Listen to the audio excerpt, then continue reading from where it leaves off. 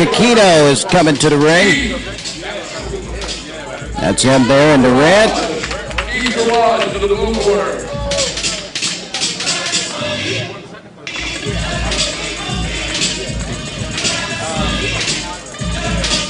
And here come the competitors for this. What is this? This is our fourth fight? Fourth fight of the day. We do have a tip matchup coming up, I believe, in match number 5. Number 5, our tip match of the morning. I'm going to put you to work there, Chris. You got to circle who our winner was from that last match. All right. Yeah, so we make sure we keep everything together here because we got a lot of action going on here at the Landmark today. And there is a PKB tournament that's going on as well, so a whole lot going on here in Myrtle Beach. Our next matchup, here we go. I'm Derek Reams. Chris, say your last name, son. Chris Clydefelter. Clydefelter. Oh, good fast start from Blue. That's it. Good counter, good counter.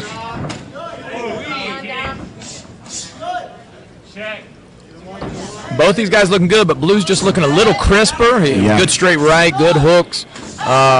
He's really fine. He's trying to find his range on that now. A little looping with the uppercut, but still, he's got some crisp work.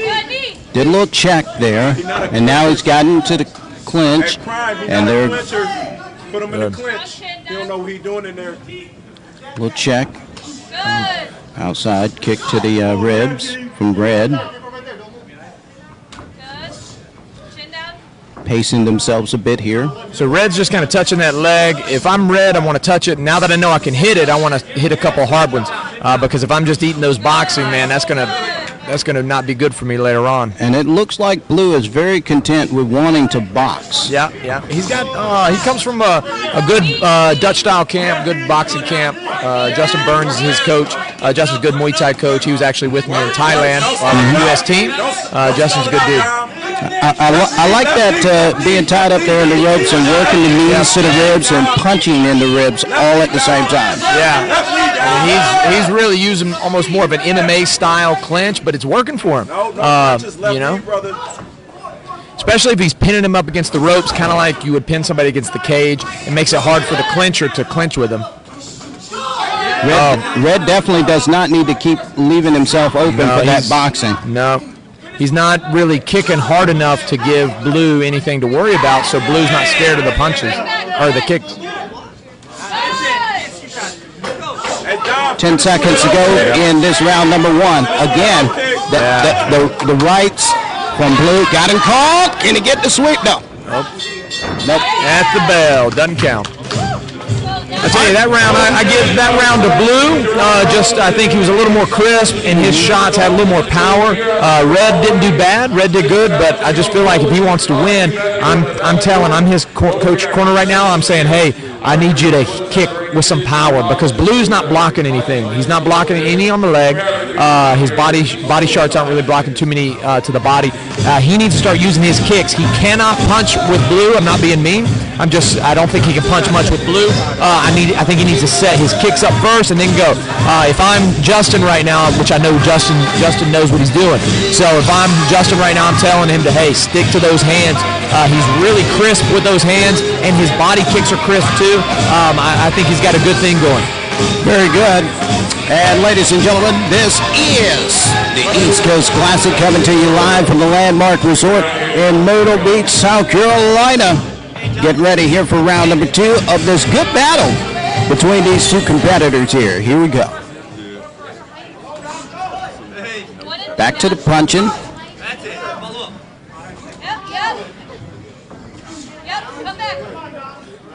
Red putting together a couple of combos now, and he's staying at the end of those. Now he's got some clinch. Let's see if he can work it a little bit. See, he got there, but he didn't do much with it. With these IKF fights that are, these amateur fights, you can't really neck wrestle and do a ton of the clinching like you can do a 5-round Thai fight in Thailand. You have to go right to work in the clinch. So, good straight right by Red. He's coming. He's not doing bad now. but still I would follow it with some kicks because he needs to put the kicks behind it. Because Blue's just too strong in the clinch using his MMA style. I mean, you can tell Blue is more of an MMA fighter, but he's definitely using that. Yeah, Blue is not leaving much gap. Nope. And which he's doing a great job. He's hats off to Blue and nullifying that clinch. Oh, good straight right by Blue. Now Red circling a little bit. So if I'm Red, I think he needs to fake that leg. Well, body shot. I think. There we go. Come on. Looking for some knees, but trade a couple here. Oh. Don't come over here. In your lap, Derek. Almost in your lap. No, don't need that. I had my coffee.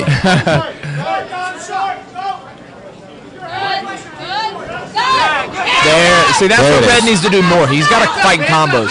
But when you're fighting somebody with a ton of power, you have to land those combos because you're going to have to make up for your lack of power by just out-pointing him. 10 seconds to go. And you can probably hear in the background, Red's fans are employing him to use some knee action. Yeah.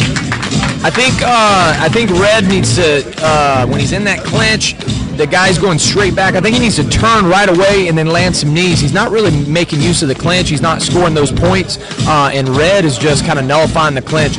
Or Blue, I mean, is just kind of nullifying the clinch with that MMA style and just smothering him, landing those punches. Right now, even though Red came back in that second round and looked a lot better than the first, I still give it to Blue. I think Blue's up 2-0. So what must Red do here to close the deal? Is it a must knock down? I don't really think so. I think it's close enough that if Red gives us a performance of the life and just puts a one-sided show round 3, just lands combo after combo after combo, really starts giving a little bit more power, and then puts him in the clinch and really does some damaging shots, maybe gets a standing 8, I think he can pull this fight out. I don't think it's lost for him yet. I don't think he needs a Hail Mary, but he's got to turn on the gas. Thanks to all 5,000 of you who have watched us on YouTube. Reminder to you, please smash that subscribe button.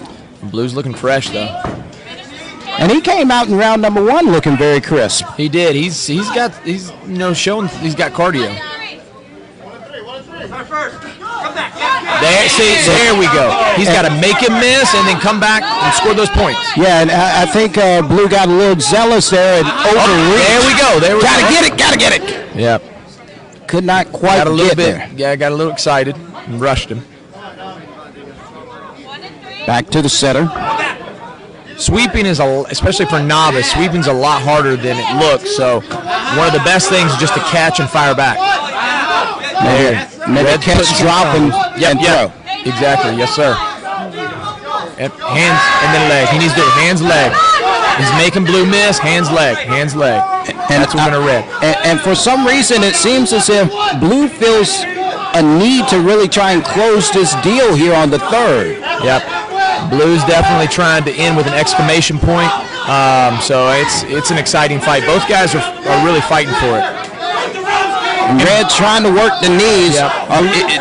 Does that score any? Well, the knees score, but Blue is kind of nullifying that by just doing a lot of the punches. He's trying to kind of nullify that because Red's not really scoring anything of damage.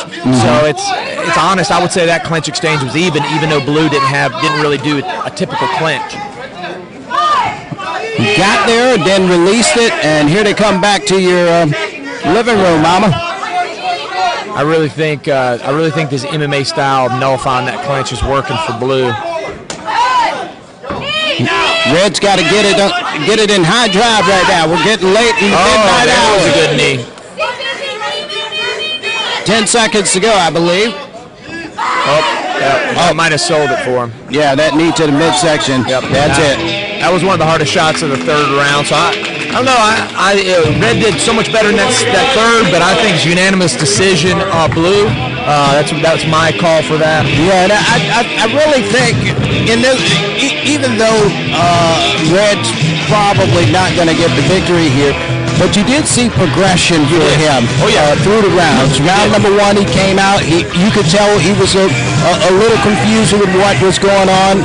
Round number 2, he started finding himself a bit more, and by round number 3, he had really put together some good work. He did. And also, too, what people don't understand is these are amateur fights. They're only 3 rounds. That's right. So when he turns pro or he gets more advanced, a more advanced amateur fight, and he's fighting 5 rounds, that could go in his favor. 5 rounds is anybody's fight.